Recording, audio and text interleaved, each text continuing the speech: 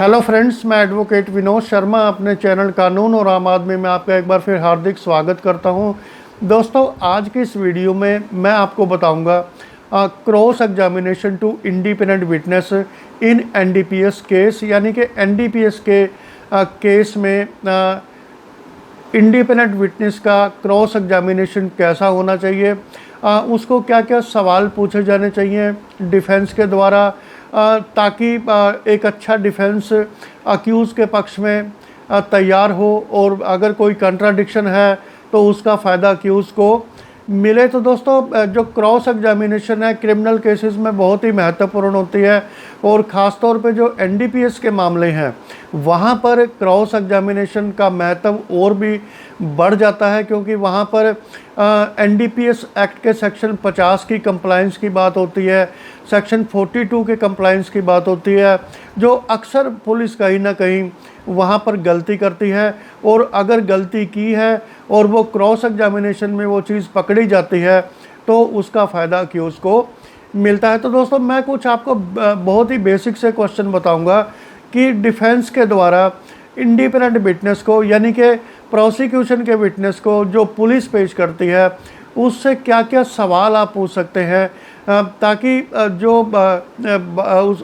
कहानी है, यानी कि सीजर की या कॉन्ट्राबैंड को पकड़ने की जो बात है, वो पूरी की पूरी बाहर आए, और दूसरे गवाहों से वो इंडिपेंडेंट विटनेस की स्टेटमेंट मेल खाती है या नहीं खाती है, या उसमें कितना कॉन्ट्राडिक्शंस है। क्योंकि अगर कॉन्ट्राडिक्शंस है तो उसका फ़ायदा अक्यूज़ को मिलेगा, और जितना कॉन्ट्राडिक्शन जो है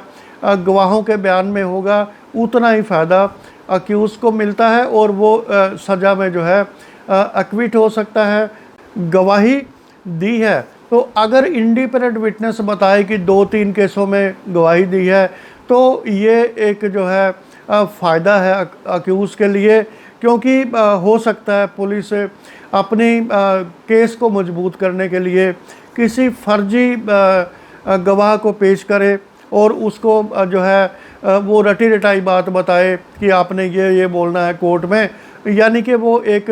ऐसा आदमी हो पुलिस का जो अक्सर जो है पुलिस के केसों में गवाही देता हो, चाहे वो मौके पे मौजूद हो या ना हो। तो ये चीज़ पकड़ में आनी बहुत ज़रूरी है कि आपने कितने केसों में पुलिस की तरफ से गवाही दी है, और ख़ास तौर पे एनडीपीएस के केसेस में कितने केसों में आप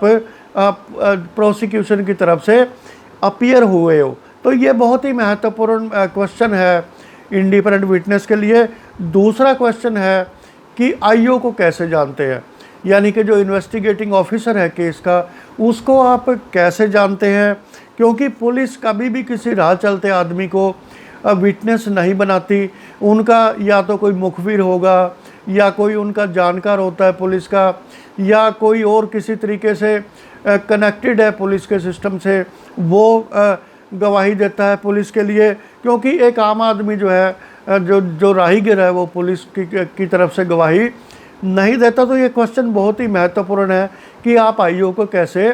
जानते हैं। बहुत सारी चीज़ इसी में निकल के आ जाएगी कि अगर वो कहे कि मैं जो है आईओ मेरा पुराना जानकार है, या मैं पुलिस की तरफ से पेश होता रहता हूँ, तो ये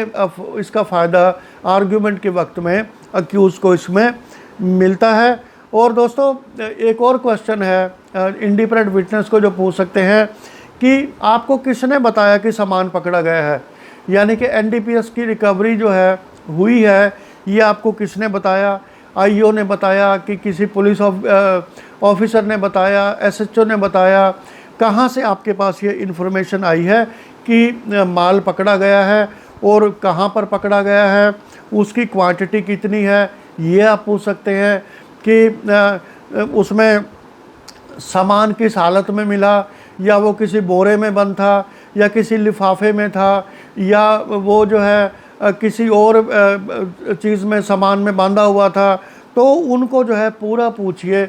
कि आपने रिकवरी होते हुए कैसे देखी है, किस तरह जो है रिकवर किया गया कॉन्ट्राबैंड, ये सब चीज़ें आप उससे पूछ सकते हैं। और बहुत सारी चीज़ें इसमें से जो अक्यूज़ के पक्ष की होती हैं वो निकल आती हैं। अगर जो इंडिपेंडेंट विटनेस मौके पर मौजूद नहीं है और वो पुलिस के कहने पर अगर गवाही दे रहा है तो वो वहाँ पर कॉन्ट्राडिक्शन होना निश्चित है। और एक और आप इसको पूछ सकते हैं इंडिपेंडेंट विटनेस को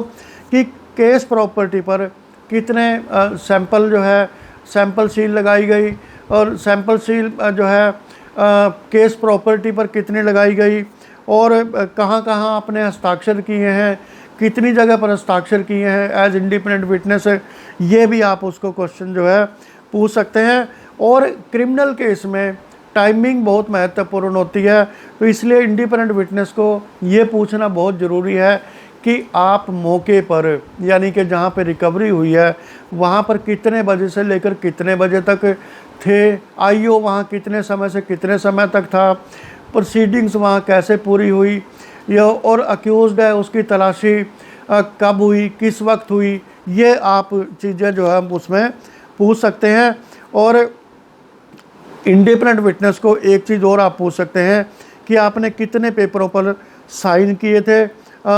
यदि सीजर मीमो पर ही साइन किए थे या कहीं और भी आपने साइन किए थे, तो यहाँ पर कॉन्ट्राडिक्शन होने की संभावना है, क्योंकि कोई दूसरा गवाह कुछ और कहेगा और इंडिपेंडेंट विटनेस कुछ और कहता है, तो इसमें जो है कॉन्ट्राडिक्शन आएगी, तो उसका फ़ायदा अक्यूज़ को मिलता है। इसके साथ साथ दोस्तों इंडिपेंडेंट विटनेस के बाद एक बहुत ही महत्वपूर्ण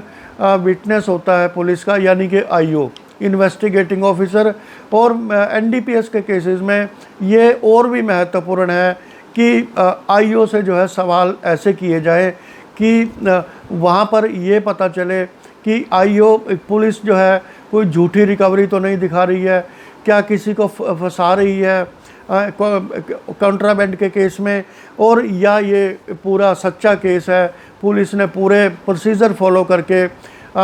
स्मगलर को पकड़ा है नारकोटिक्स के साथ। तो इसलिए वो सवाल जो है बहुत ही महत्वपूर्ण है। ख़ास तौर पे आप उनको जो है टाइमिंग को लेकर सवाल पूछ सकते हैं डिफेंस में कि मौके पर आप कितने टाइम रुके। अगर आईओ कहे मैं मौके पर 10-15 मिनट रुका, उसके बाद पुलिस स्टेशन में आ गया, तो ऐसे में ये जो है ये बात ज़रूर आती है कि 10-15 मिनट में जो रिकवरी है नारकोटिक्स की और उसके बाद की कार्रवाई है, पूरी रिपोर्ट लिखनी है, सीजर मीमो बनाना है, सर्च के लिए एप्लीकेशन देनी है, बहुत सारी चीज़ें होती हैं, तो ये 10-15 मिनट में नहीं होता। तो इसके लिए जो कम से कम 2-2.5 घंटे की पुलिस की आईओ की मौके पर मौजूदगी होती है, ताकि वो मौके पर ही पूरा रिपोर्ट तैयार करें, एफआईआर तैयार करें और सभी जितने सैंपल वहाँ से सीज़ किए हैं उन पे सब पे जो है एफआईआर नंबर लिखे, पुलिस स्टेशन का नाम लिखे, और जितनी भी फॉर्मेलिटीज़ है वो मौके पर ही पूरी करनी होती है, पुलिस स्टेशन में आकर वो पूरी नहीं हो सकती। तो ये बहुत ही महत्वपूर्ण है। और अगर ये कोई बिज़ी प्लेस है जहाँ से रिकवरी हुई है, तो आप पूछ सकते हैं कि आप इतना टाइम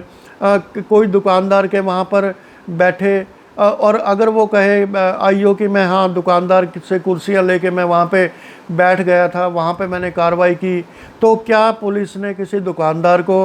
विटनेस बनाया है? तो अगर विटनेस नहीं बनाया है तो ये भी एक पुलिस की थ्योरी में, पुलिस के वर्जन में एक सस्पिशन क्रिएट करती है, जो आर्ग्यूमेंट के वक्त अक्यूज़ के पक्ष में जा सकती है। और इसमें दोस्तों जो सेक्शन 50 की कंप्लाइंस होती है एनडीपीएस एक्ट के केस में, यानी कि डीएसपी और गजेटेड ऑफिसर को इन्फॉर्म करना होता है, उनके सामने जो अक्यूज़ड है उसकी तलाशी ली जानी होती है। तो इसमें आप पूछ सकते हैं कि डीएसपी को इन्फॉर्म कब किया गया था, गजेटेड ऑफिसर को कब इन्फॉर्म किया गया था, कितने बजे इन्फॉर्म किया गया था, वो कितने बजे वहाँ पे पहुँचे, कितने बजे तलाशी पूरी हुई, कितने बजे जो है सील तैयार की गई, वो सारा जो है पैकेट बनाए गए कॉन्ट्राबैंड्स के। तो ये बहुत ही महत्वपूर्ण है। तो जो है क्योंकि टाइमिंग इसमें बहुत ही महत्वपूर्ण होती है, इम्पोर्टेंट होती है किसी भी अक्यूज़ को सज़ा दिलवाने के लिए। और क्या एक और क्वेश्चन पूछ सकते हैं कि क्या अक्यूज़ की तलाशी लेने से पहले अपनी तलाशी ली गई थी? क्योंकि हो सकता है पुलिस अपने जेब में कोई कॉन्ट्राबैंड रख के अक्यूज़ की तलाशी ले, तो ऐसी भी संभावना हो सकती है। इसीलिए सेक्शन 50 में इसका जो है प्रावधान किया गया है कि पहले पुलिस वाले की भी तलाशी होनी चाहिए कि उसकी जेब में कुछ ऐसा ऑब्जेक्शनेबल कॉन्ट्राबैंड ना रखा हो, तभी जो है अक्यूज़ की तलाशी लेनी होती है। तो ये बहुत ही महत्वपूर्ण सवाल है कि अक्यूज़ की तलाशी लेने से पहले क्या आपकी अपनी तलाशी ली गई थी। और एक और बहुत महत्वपूर्ण सवाल है कि रुक्का लेकर कौन गया था, यानी कि जो कॉन्ट्राबैंड की रिकवरी का रुक्का लेकर कौन गया था पुलिस स्टेशन में, वो कितने बजे वापस आया, ये टाइमिंग भी बहुत ही महत्वपूर्ण होती है। और अगर इन टाइमिंग को लेके कॉन्ट्राडिक्शन है तो उसका फ़ायदा डिफेंस को मिलता है। और केस प्रॉपर्टी पर कितनी मोहरें लगाई गई, कितने सील लगाए गए, और सील लगाने के बाद जो स्टैंप है यानी कि जो मोहर है वो किसको दी गई, इंडिपेंडेंट विटनेस को दी गई या वो किसी दूसरे पुलिस कर्मी को दी गई, और उसके बाद उसके पास कितने दिन रही सील और आईओ के पास कब आई। यानी कि अगर अगर सैंपल जो है 4 दिन के बाद लैब में भेजे जाते हैं और उस दौरान सील आईओ के पास रही या एसएचओ के पास रही, तो उसमें छेड़खानी की संभावना हो सकती है, टेम्परिंग हो सकती है। तो दोस्तों ये मैंने मोटे तौर पे सवाल आपको बताए हैं इंडिपेंडेंट विटनेस और आईओ को आप कौन कौन से सवाल पूछ सकते हैं ताकि उनमें कॉन्ट्राडिक्शन हो, और अगर कॉन्ट्राडिक्शन है तो उसका फ़ायदा कैसे अक्यूज़ को मिल सकता है। तो दोस्तों आज की वीडियो में इतना ही, मिलता हूँ एक नई वीडियो के साथ, तब तक धन्यवाद।